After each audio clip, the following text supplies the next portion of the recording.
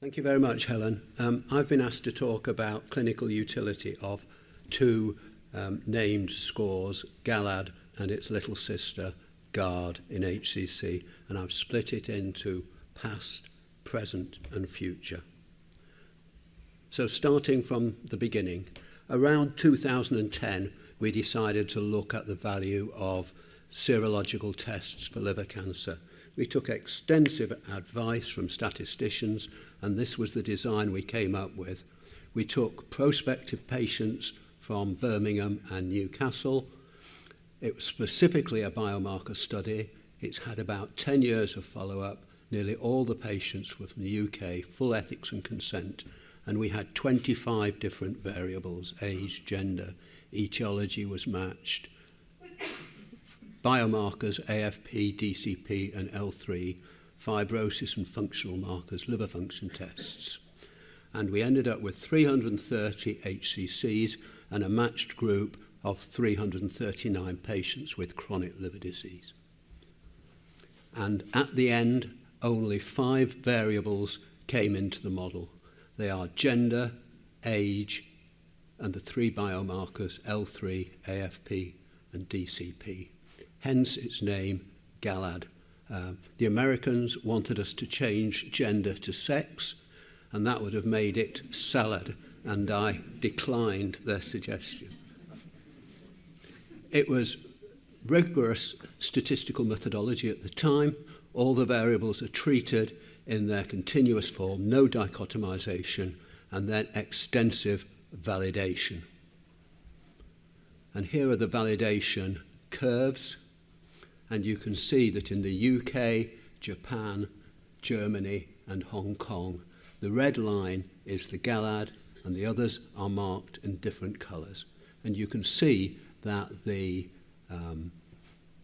improvement is modest, but it's very consistent.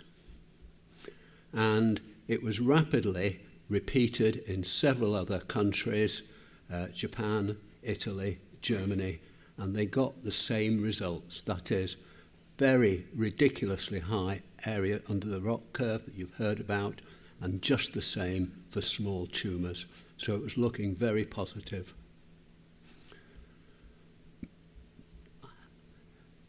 A study came out from the United States, and you can see it's all the great and the good of the United States contributed, and they got exactly the same results. I think the study was done to show that the results were not right, but in fact they turned out to be, and you can see the 2 curves there. One is for late disease and one is for early disease.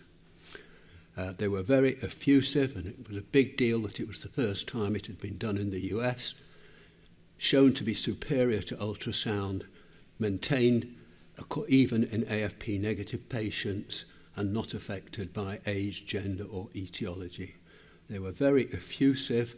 The outstanding performance was confirmed in an independent multi-centre US cohort of early stage HCC patients with cirrhosis. We got to GALAD by another method. Roche Diagnostics had spent a lot of money delivering their own biomarkers. So they set up a big study, very similar to most case control studies, throughout the Middle East and Europe. And they presented the results of their multi-marker panels. I'm just going to show you the conclusions.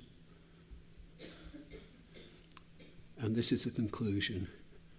Using all the despite evaluating over 100,000 biomarker combinations, including all the biomarkers mentioned in HCC managed guidelines, none of the evaluated biomarker combinations were superior to the GALAD score for detecting early stage HCC. I was a bit alarmed when I saw this, because the next thing I noticed is that Roche got FDA approval for Roche's GALAD score. It had suddenly become their score overnight for early diagnosis, and I guess the moral is, if you can't beat them, join them. So the university were very pleased. gone from publication, concept publication to external validation to FDA and commercialization in about 10 years. It's not bad. And finally, there was a meta-analysis, very detailed, and it confirmed the sensitivity, specificity, and area under the curve. And they concluded that it was a valuable test for early stage HCC. It looks very simple, and my lifetime aphorism has come from the great Alfred Northhead. The guiding motto in life of every natural philosopher should be, seek simplicity and then distrust it. All these simple conclusions are actually based on case control studies. That's the problem. What about prospective studies? These are just starting to come out now. And this was the first one. They looked at GALAD performance in a proper prospective, albeit small, trial. And they concluded that GALAD was very sensitive, but there were many false positive results, and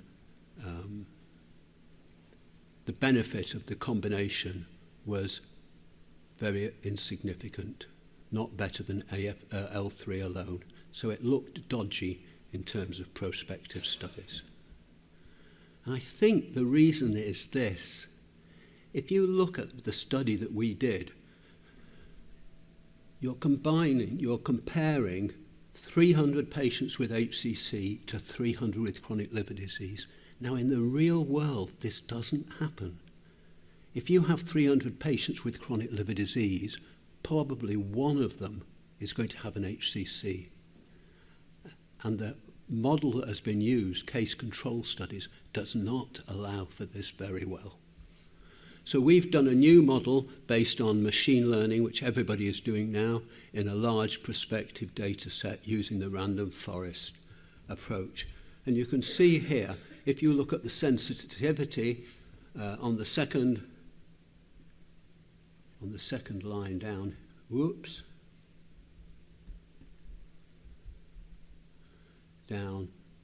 the sensitivity is very good for the original GALAD model and the RF model. The percentage of correct classification is quite a lot higher in the RF model, and the specificity is as well. So I think this may be a little advanced, but certainly what it tells us is that all future studies on the biomarkers shouldn't be case control anymore. That's been done, and we should be looking in prospective studies. So this is the other area that we're at now. My colleague Mohammed El-Hawaji has undertaken a method by which you can look at any combination of biomarkers you want to and get the appropriate readout. So on the left, top left, you can see the 5 variables for GALAD, and by the side of each, you have AUC, sensitivity, and specificity. And if you look down the list, the top yellow cohort is just 1 biomarker. The next is 2 biomarkers, then 3, then 4, and then 5. And you notice something very important. The area under the curve goes up for the first 2 biomarkers, but by the time you get to the group of 3 biomarkers, there's not much improvement. And when you get down to 4 biomarkers, they're all the same. There's no statistical significance difference at all. And there's important levels. Here's the GALAD score at the bottom, but here's another score from 4 biomarkers, GAAD, and it gives exactly the same results. And if you look at any group of 4, the results are identical. The other thing it tells you is that age, gender, and AFP do all the heavy lifting. AFP, age, and gender give an AUC of 0.941. And this tells you 2 things. Trying to improve it is very difficult. And when you have an AUC of 0.941, there's no headroom for an improvement. You're bumping up to your ground truth at that level. The future. This is how I anticipate things will go in the future. Probably not my future, but your future. This shows the changes in AFP levels many years before patients get HCC. And the HCC, you can see where it is at the end. This is what happens to AFP. The blue people are the ones who are going to get HCC, and the gold people are the ones who don't get HCC. And what you notice is that 6 years prior to diagnosis, and we know now that it's 20 years prior to diagnosis, they are separated. People said, oh, Japan is, with typical Western arrogance, things are different in Japan. But from Tom Board, we got Scottish data, and it shows exactly the same thing. And at the time, the Scottish data went back even further. Why is this important? It's important because the AFP levels start to rise 3 or 4 years before the HCC becomes evident.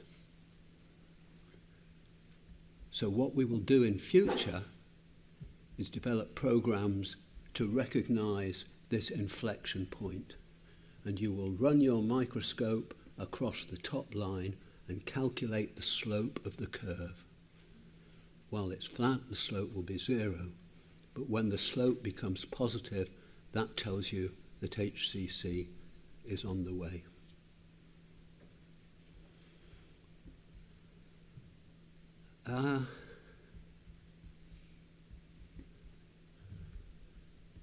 This is what clinicians will see on their desktop when they get the results back from the lab.